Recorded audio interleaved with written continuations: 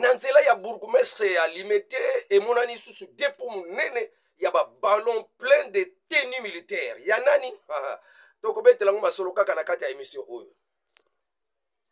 Joseph Kabila asangisaki ba chef religieux on na kati ya Goma bisika josa la concertation soki to bengango nini mais et monani que azo violé constitution ya mboka na biso République démocratique Congo en tant que qui akere ça ba consultation tout ça déjà makambu eza nakati ya Sénat donc isika ba lobela kama na parlement ya Amerika déjà bazoko lobelango Joseph Kabila makambu lobaki pa ya ba chef religieux donc betela masolo awa Brazzaville soki ba lienini tindi délégation na awa kokuta na mokonza mboka le président Félix Tshisekedi koyebise nini otoye poto beta masolo ya mboka na biso dalaka bamboka na biso eza penza bamboka les plus rapprochés ya monde mobimba en tout cas nyonso boko yokala onkaka na kati ya masolo nini aye kosala délégation wana ya Brazzaville ekambami na ministre na bango ya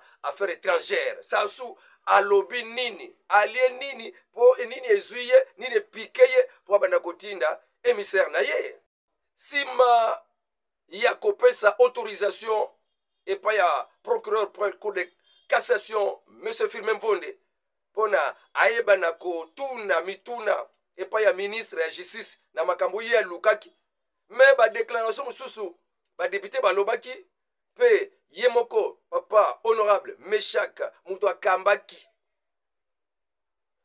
commission wana etalaki makambo na ko examiner sur ke balongole ba immunité tondenge nini yokike ako démissionner te ministre ya justice donc bakobengisaka ye akende akaka en tout cas esali mabe epa ya papa Firmin Mvonde alandisi lisusu deuxième réquisitoire acholi ba magistrat acholi do juridiction nyonso judiciaire wana esa infraction pénale asengi lisusu permission mais analyse nyonso awande papa Firmin Mvonde oluka nini ekobaluka nango ekobalukela yo moko Congo yaka mutu moko te c'est l'état ya ko déboulonner ba système nyonso kabiliste et vendre la mboka peso mboka na otage fini. Bonsoir, ça dépend de l'heure à laquelle vous allez me suivre. Nous sommes dans la chaîne Moana Congo José Télévision 4x4. L'information au jour les jours. Mais mes excuses, hier, on n'a pas pu avoir le temps de vous faire de l'actualité, de vous informer, de vous communiquer. Mais aujourd'hui, nous sommes là. Nous sommes le 31 mai 2025. C'est un samedi week-end. Alors, on a souhaité na binonyo so bon week-end. Et si so bozali, que Dieu vous protège, que Dieu vous bénisse. Balandi nyonso, ba abonné nyonso, ya chaîne Moana Congo. Si j'ai yasuka ezande kwa englobe ba analyse na ngai na makambo etali kosamu tamba. Manasali analyse na kobetela bino analyse wana na ko fongo la bino ngo onga moko analyse na ngai na sali. Na usasa mo conférence na ba palanga sisa ngona biso ba communicateur pona total un peu situation mboka ndenge tokoyeba ko communiquer toza la manipuler te na système moko songolo we bloka ka avancement mboka pe développement mboka pe charge nyonso ozela na mutu ya président Félix Tshisekedi. Stop na manipulation. Stop à l'acharnement. Wana yeme papa ko samutamba mutaloba kike na comprendre des lango acharnement. Banda na maman premier ministre. Banda kuna na justice na baona papa Firmin Mvonde. Acharnement makambo sala za acharnement. Obeto lango masolo analyse boko yokango. Pe mutu na mutu. Akozonga kaka mutu. Koyo na lingina banda penza émission na ngai pona ko développer ba sujet sur l'actualité na mikolo yo na mboka ya République démocratique du Congo. Ndenge tolobi makambo ya découverte ya ba ballon ya ba tenue militaire na mboka ya République démocratique du Congo. Na sengi bino bo emele ngai video bo like bo aimer video oyo soko s'abona te leka na kosabone soko koyokanga na kati ya TikTok en tout cas koyeleka na kotia na favorité ekozala malamu donc like partager aussi na bandeko nyonso ekozala malamu bakoli ebele emonani na limete lisusu à part oyo ezwamaka na kati ya 9e ri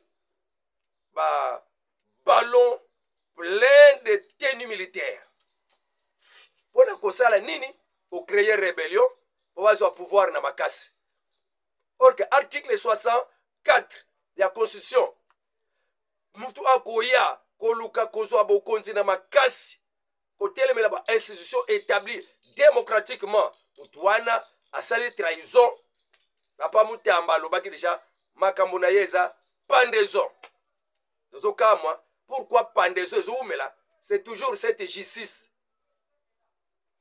Or la justice élève une nation mais dans notre pays tout le monde a que c'est le contraire.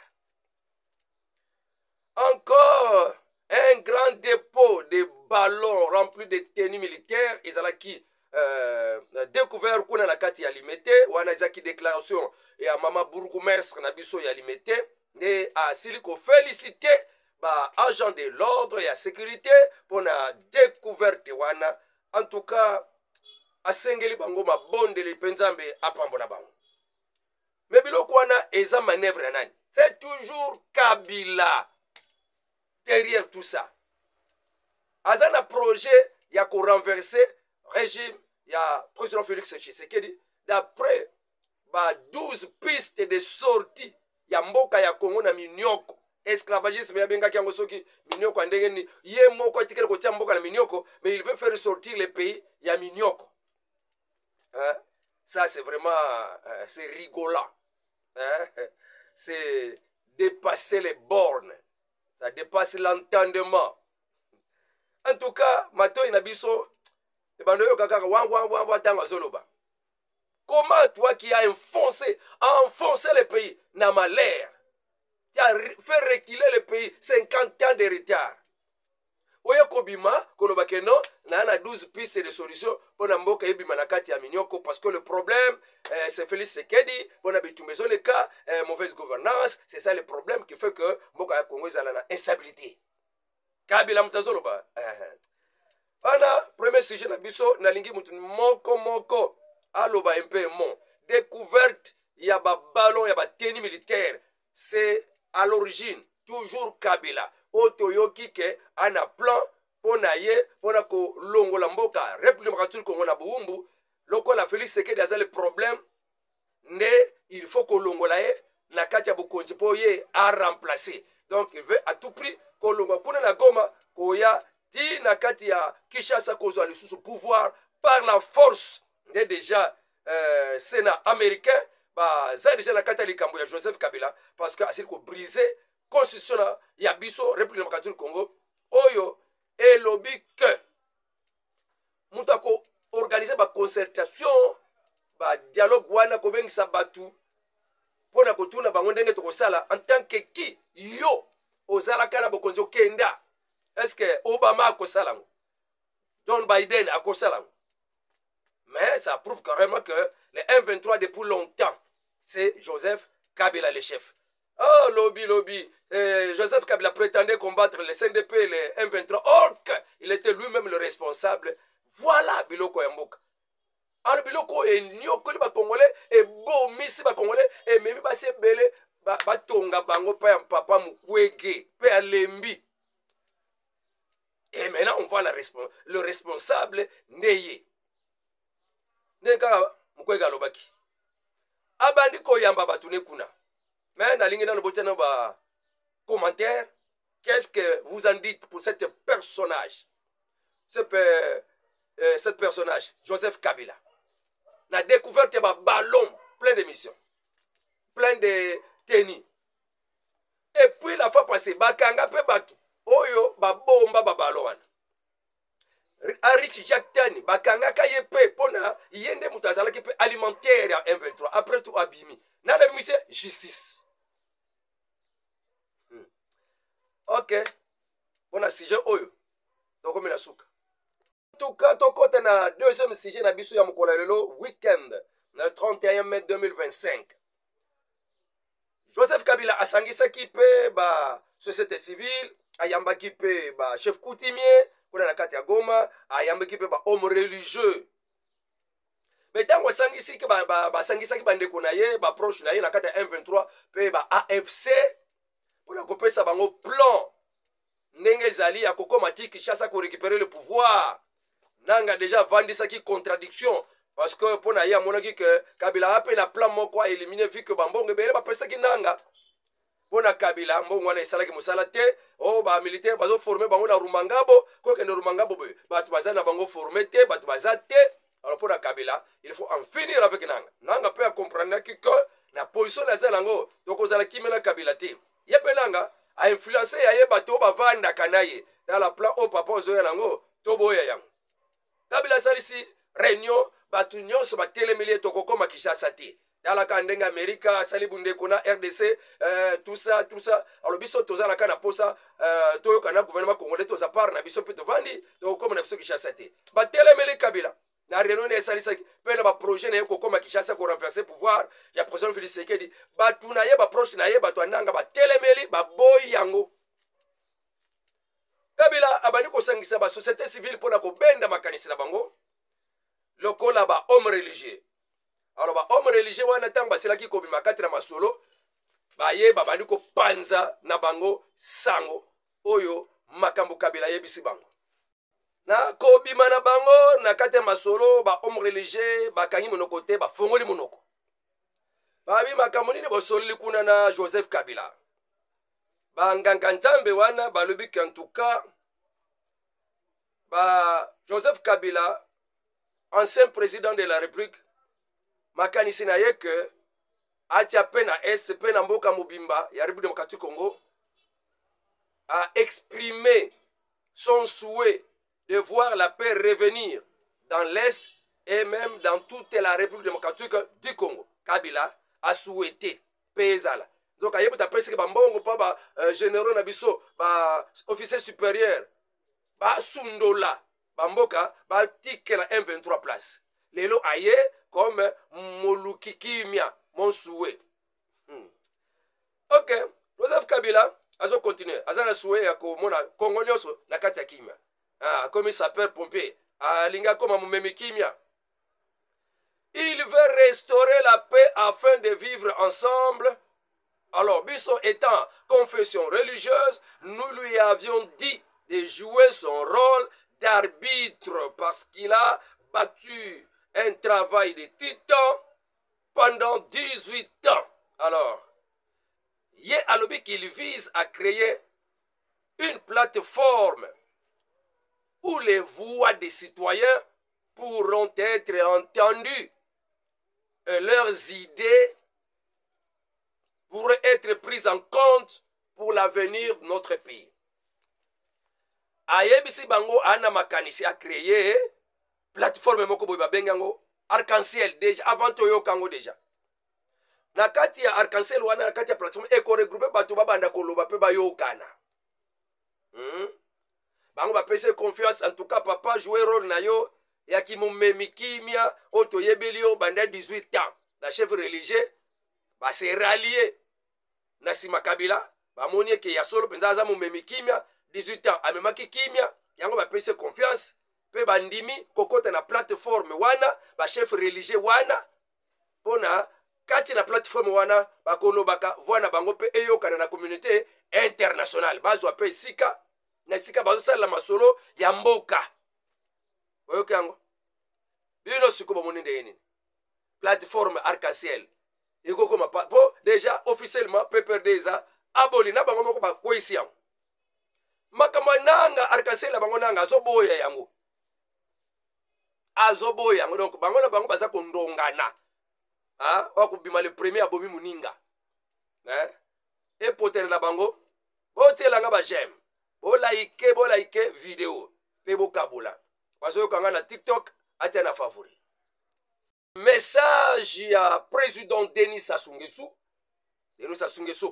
atindi et pas ya président Félix Tshisekedi na nzela ya ministre ya affaires étrangères na bango ya mboka ya Brazzaville Zéphiré Mbulu aye na mukanda ya président Félix Tshisekedi ye a limboli yango na sima kobima na ye na bakamera azwi masolo alobi koya na ngai na yaki na mukanda ya président Sassou epai ya président Félix Tshisekedi wana makambo eleki kuna ezali makambo moko ezokolobela renforcement des liens d'amitié historique entre les deux pays Brazzaville na RDC. Yo kozwi ba Rwandais bavanda na Congo bakotela biso na bakotela biso na RDC. Yo nde Sassou. Yo moko obimi ennemi ya ba Congolais, okezo banguna ya ba Congolais ovandisi bango po babundisa biso Sassou. Lelo nini epike yo, nini yele yo po tina biso mukanda keno na lingi amitié na biso ya kala historique ezonga. C'est quand même comprendre que beba ki na katikati mutabe bisa ko na ondimi d'abord osengi na bolimbisi ndebo yamba ba Rwandais babima ba ya ko troubler biso so que ça so osengi le pardon public mate pardon public exacté en tout cas c'est difficile ba Congolais ba limbisa yo ya RDC comment au cause de la ndoki ko kabela mabele ya batu ya bandeko na biso ya ba Congo Brazzaville au kabela ngo ba Rwandais est-il plusieurs de nos frères na Congo Brazzaville ne sont pas dans la paix parce que ba Rwandais wana balingi ba torturer bango ba sala bango mabe oyebite ke ba Rwandais ba yaka sur terrain ba botolaka ba s'imposaka yo teki na yo pona mbongo na pona pouvoir na yo wana mbeba senga bolimise na bana na yo peuple na yo na Congo Brazzaville longola nano ba Rwandais na yo kuna et puis même population Brazzaville ba kulimbisa yo population ya RDC pe ba kulimbisa yo ana message na ngana pesi pa ya Denis Sassou Nguesso koyeba mfanti ya ministre des Affaires étrangères renforcer les liens historiques nini susu consolider les relations de bon voisinage les liens comme relations de bon voisinage relation de bon voisinage na habité bandeko na bisika boyo kangai na sujet oyo qu'est-ce que vous préconisez ya koyebisa Denis Sassou Nguesso na bundoki na ya sala ki contre RDC lelo alinga se a réparer alinga bungisa tozongela lui-même reconnaît maintenant ses fautes atindi délégation na ye ba ko gumbama libosa président Félix Tshisekedi pona bozongi ya relation entre Brazzaville na République démocratique du Congo. Qu'est-ce que vous voulez? Un dossier sensible. Ouais, un dossier sensible. Oyo bokoyoka ba analyse ya bato ebele na récupérer ba argument na bango ba opinion na bango pe na bakisi oyo ngai peuple congolais étant que habitant congolais mwana Congo mwana Manianga de père et de mère je ne suis pas d'accord na ba procédure oyo ezoko salama pona commettre hors d'état de nuire Constant Mutamba, ministre de Justice, vu Moussala Naye et Monani, sur le gouvernement, il y a plus de 50 personnes. 3 ministres, au Baza Penza na top, que Bangwana Penza Baza pour soutenir le président Félix Tshisekedi, Nabisika Bapesi Bango, une part de responsabilité. Je salue en passant maman Thérèse Kayikwamba, ministre des Affaires étrangères. En tout cas, combattante, pe Wazalendo, papa Jean-Pierre Bemba, pour dénoncer Joseph Kabila, habiller Joseph Kabila, et Memi, papa Constant Mutamba, d'oser, yako oser, yako yebanako instruire, auditeur général, après cours militaire, asenga, lever à immunité à Kabila, et ça la mipe. Aujourd'hui, tu oses la kaka procès. Ndenge zalaki ananga. Qui peut pouvoir essayer? On a eu des ministres. Kabila basabisa Kabila makambu. Oyo kosa Mutamba asali na Kabila. Nani asalangu? Tous les magistrats bazalaki wana na place na bango. Ba juge nos bazalaki na nani a ozaki. Parce que vous étiez tous dans la poche à Kabila. Vous travaillez au compte de Joseph Kabila. Et Mboka est comme un clic, Moko ya Batma comme Mibangue, mais qui voulait toujours avoir la prééminence, la domination, la suprématie. Na Mboka ya République démocratique du Congo pour bloquer Yango développement et jusqu'à bloquer même par œuvre, vision et chef de l'État, le président Félix Tshisekedi. Et belé batinda manakate ino sacré, mais ils se connaissent que sont des kabylistes. Même dans le cabinet présidentiel. Des amis de Nanga. Bazali. Partout dans les institutions. Le Parlement n'en parlons pas. Alors, Makamudenge Lekaki, Talasus, lobby vendredi, le 30 mai 2025. Deuxième réquisitoire, papa firmé Mvonde, procureur pour la cour de cassation, Aza convaincu T. Il y a kanisa qui kendenge, ba pressing autorisation, alors nako kende na papa Kosamutamba, kino la souka, peut ko humilier. Mais ba déclaration, ya oya kamba ki commission etala ki makambu ya ko examiner makambu ya Kosamutamba, déclaration à celle qui a souka papa ko firme Mvonde alobi oh na zuye nanu te yo kananu makambu ya papa nabiso oya kamba ki nani commission wana. C'est juste une mesure d'instruction. Jusque-là, aucune poursuite, aucune immunité ne sera levée sur le ministre de la Justice. Là, il faut les retenir. C'est quand même autorisé. S'il vous plaît, on a autorisé l'instruction. Évitez l'amalgame. Le règlement prévoit des types de procédures. D'accord? Ici, il s'agit d'instruction et non de poursuites. Donc, évitez ces histoires-là. Le ministre est là, il doit exercer, il doit faire son travail. Quand la justice aura besoin de lui, il va lui donner des éclairages et il reste en fonction. Il ne va pas démissionner. Il n'y a pas question de démission parce qu'il ne s'agit pas de poursuites. Au cas où il ne se représentait pas tout, il avait dit que... Non, ce n'est pas à moi de donner une telle réponse. Vous comprenez? Ici, nous sommes liés au règlement. Le règlement intérieur nous a confié une mission. Nous avions rempli cette mission. Il revient à l'autorité qui a sollicité et diligenté voir comment organiser la procédure. Et il reviendra ici. Quand il verra qu'il a les éléments probants, il va revenir ici pour demander maintenant l'autorisation des poursuites. Là, en ce moment, on parlera de la démission. Il ne temporait pas question de la démission.